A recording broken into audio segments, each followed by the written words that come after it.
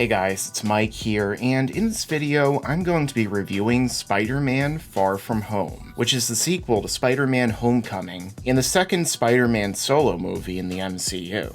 Being directed once again by Jon Watts, Spider-Man Far From Home serves as the final film in Phase 4 of the MCU, as Peter Parker, who has returned from getting snapped away, is now going far from home on a field trip to Europe, where he's trying to live a more normal life and cozy up to this version of MJ. However, because this is a superhero movie, things don't exactly go the way that he wants, as he's forced to get involved in the action, alongside a new hero in Mysterio, who says that he's from a parallel universe. So in this movie, Peter has to juggle not only his personal life, but also his role as Spider-Man, especially in the wake of the ending of Avengers Endgame, and the search for the new Iron Man.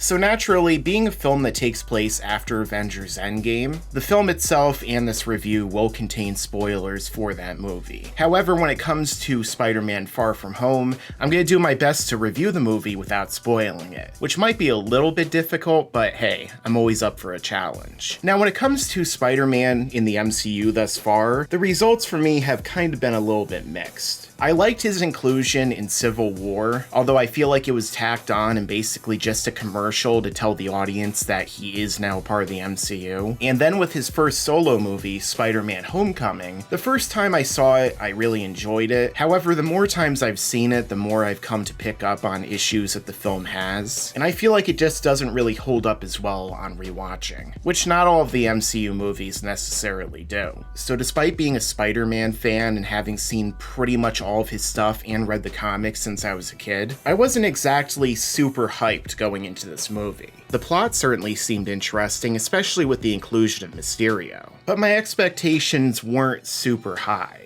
And upon seeing the movie, I would have to say that while I think it's pretty good, it still disappointed me in some ways, which I'm going to get into in this review. So basically, this movie serves as kind of like a vacation road trip sort of movie for Peter and his friends as they leave New York and go to Europe. And while Spider-Man Homecoming was kind of the coming-of-age story for Spider-Man in a lot of ways, this one really takes that concept and runs with it, to where Peter is not only involved more with discovering himself as an individual and his role as a hero, but also trying to sort out his feelings for MJ and figure out what he really wants from his life and who he really wants to become. So basically, the first half of this movie is more dedicated to that, specifically the relationship issues and the fallout of what happened in Avengers Endgame. And the film even begins with an explanation to the audience of what happened during the snap and the fallout from that situation. Of course, one of the biggest things that people were wondering is what happens with Peter and his friends when they were going to school, and why do they still have to go back to school, and who of his friends were really snapped away. And basically it amounts to all of the main cast and all of Peter's friends from the first one were snapped away and had to go back to school. So for Spider-Man fans who finally want to see Peter move on from high school, you're not going to get that in this movie. But like I said, the first half of this movie is mostly comedy, and one of the things with the comedy is there are a lot of funny moments and funny scenes, but one of the issues with this film I would have to say is much of the comedy kind of falls flat. For like every joke that lands, there's probably two that don't. And these involve not only Peter's classmates, but his teachers, things that Mysterio, Samuel L. Jackson as Nick Fury, and other characters say. And considering that Marvel is really known for their comedy in these movies, it is kind of surprising that so many of the jokes kind of fall flat here. But I don't think that too many of them are entirely cringeworthy. But after this comedy section, everything takes a more serious turn as we get to know more about Mysterio as a character, his background, and what his motivations are. And of course, Mysterio is played in this film by Jake Gyllenhaal, who is one of my favorite actors because he really is excellent at what he does. If you've seen his films in the past so many years, such as Nightcrawler or Prisoners, you know that this guy really knows what he's doing. He's really a great actor and one of the best of this generation. So it was pretty awesome to see him coming into an MCU movie and playing a character like Mysterio, who so many Spider-Man fans know as being one of Spider-Man's biggest villains. And of course, Jake Gyllenhaal gives a good performance as Mysterio in this movie and does well with what he's given, but the way that he's utilized in this film and some of the directions his character takes takes, especially in the second and third acts, I wasn't exactly a fan of,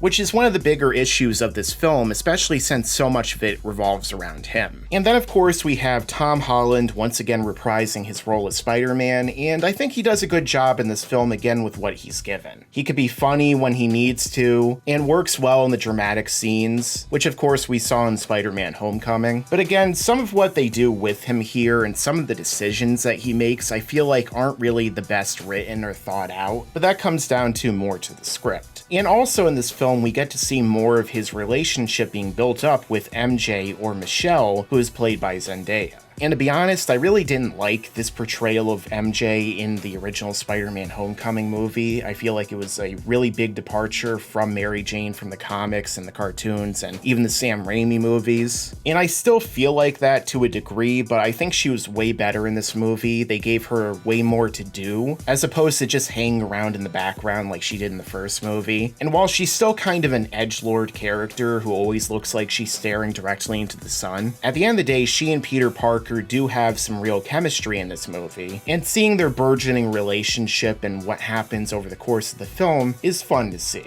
Although again, some of the decisions that they make with her character, especially regarding Peter, I feel like aren't necessarily the best. Including some big reveal that they spoiled in the trailers is something I feel like they kinda did a little too early. And some other characters we saw in this film were Jon Favreau returning as Happy Hogan, and I think he was pretty funny in this. He was kind of a supporting cast member who had more involvement in the plot than you would have expected. The same goes for Samuel L. Jackson as Nick Fury, who they have some pretty funny twists involving his character, especially later in the film, and it's nice to see him back in an MCU movie because after the death of Iron Man and Phil Coulson, he's really one of those characters who serves as the connective tissue in the glue between all of these different movies. Plus, I always love seeing Samuel L. Jackson pretty much anything. And there were also a bunch of cameos in this movie that you wouldn't really have expected going in, that actually tied this not only to movies throughout this current phase, but also movies going back all the way to the first Iron Man, as certain characters show up who you wouldn't have expected to be crucial, but they end up being a major part of this film and of what certain characters are accomplishing with their particular goals. Although some of it did come across a little too corny and ridiculous. And this especially comes down to characters that are involved with the villains, because there actually are more than one villain in this film, with some of them being shown in the trailers. And I feel like there, when it comes to the villains, that the film definitely could have done better, because the way that some of them are utilized, and a lot of the decisions that are made surrounding them, and how their plan even unfolds in the first place, definitely could have used some reworking. Because some of the biggest aspects of it come down to characters making poor decisions, especially when it comes to this new MacGuffin that's introduced in the film that isn't magical in nature, but rather technological. And really, a lot of things in this movie required coincidences to even take place in the first place. And you could tell that it was a result of the filmmakers trying to create tension, but at the same time it comes across as artificial, because if these characters weren't in this specific area or didn't make this specific choice at this particular time, then so many things in this movie either wouldn't have happened or would have happened really differently.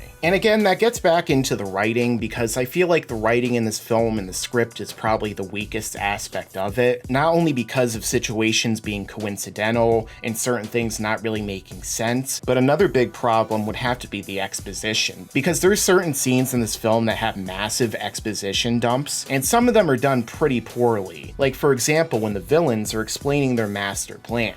And they might as well have had them looking directly at the camera and winking the entire time, because of how much they beat you over the head with it. Especially because the information being told is already known to all of the characters who are discussing it. So there's literally no reason to even have this scene, or at least have it play out the way it does, except for explaining everything to the audience. And also when it comes down to the villains again, I feel like they just weren't used as well as they could have been. And in some of the concepts that are introduced in this film, or seemingly introduced, I feel like end up being wasted potential as a result. Especially this one plot element that was introduced in the trailer and could have ended up being big for the MCU moving forward, but ends up being basically thrown away. And again, like I said with Mysterio himself, I feel like he was also kind of wasted potential, especially when you see how this film ends. And another big aspect of the film, of course, that I have to mention because it takes place after Endgame, and they did touch upon this in the trailers, has to do with Iron Man and everyone trying to see who is going to replace Iron Man. And they're putting a lot of that pressure on Peter and Spider-Man, trying to say, oh, will Peter be the next Iron Man? And, you know, with Iron Man almost kind of serving like his own version of Uncle Ben in the MCU. And I just really don't like this. It was one of the biggest issues that happened with Spider-Man Homecoming, where they constantly had to make everything about Iron Man and Peter's relationship with him. And I know that obviously he was the person who started the MCU with his movie, but at the same time, Spider-Man isn't Iron Man. He's not supposed to be. He never should be. His relationship in the comics and other versions with Iron Man isn't the same as it is in the MCU. And I feel like Spider-Man is best off on his own, doing his own things. And when he joins the Avengers, serving as his own character, as opposed to just being Iron Man Jr., which a lot of this movie again tackles, and I just wanted to move on from that. But again, despite these negatives, I still think the movie is pretty good and there's some good aspects to it. There are a good amount of laughs, even though a lot of the comedy doesn't work. There's some fun action sequences, especially involving Peter, and a sequence with his spider sense. And his fights with the main villain of the film are really visually interesting. But I feel like some of these major twists and changes that we see happen over the course of the film aren't really going to be a big surprise for any hardcore Spider-Man fans who already know the history of Spider-Man, Mysterio, and some of these other things that are going on. And while I do overall like this movie, and I'm sure I'll rewatch it in the future, at this point I want to see more like classic Spider-Man, you know? As someone who grew up with the cartoons and the comics, I miss the simplicity of many of the other classic Spider-Man stories. I also miss his classic suit. I'm kind of tired of the fact that he basically has his own Iron Man suit with his connection to all this technology that kind of makes him even more overpowered and takes away a lot of the tension because it's always helping him out. And I would have rather seen more web swinging and fighting in New York City as opposed to having a movie take place in Europe, since this version of Spider-Man already feels different from some of the other versions as it is. Although they do have a really funny scene toward the end involving web swinging, which I thought was pretty clever. And speaking of the end, there are two credit sequences for this movie, with the first one, the mid-credits, being more involved with Spider-Man directly and setting up stuff to happen with him in the next phase, and the final one is a callback to another film that seems to be setting up something for the greater MCU in the next phase, although it's left a little more ambiguous. And again, this film does serve as the final film of Phase 4, but I feel like this film didn't really need to be the final film of this phase, and could have even served as the beginning of the next one. When you compare this movie to Endgame, Endgame was a much better conclusion and a much better movie overall. So in conclusion, I thought that Spider-Man Far From Home was a pretty good movie. However, it's not quite as good as I was hoping.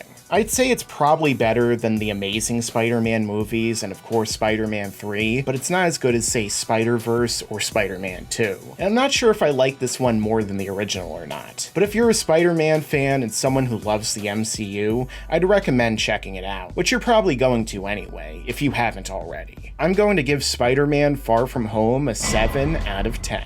So have you guys seen Spider-Man Far From Home? And if so, did you like it? And where would you rank it among the other Spider-Man movies? Let me know down below. And if you're new to this channel, then don't forget to subscribe and enable notifications so that you can see all of my videos right away when they come out. And make sure to stick around because there's a lot more to come in the future. Yeah, and you better subscribe.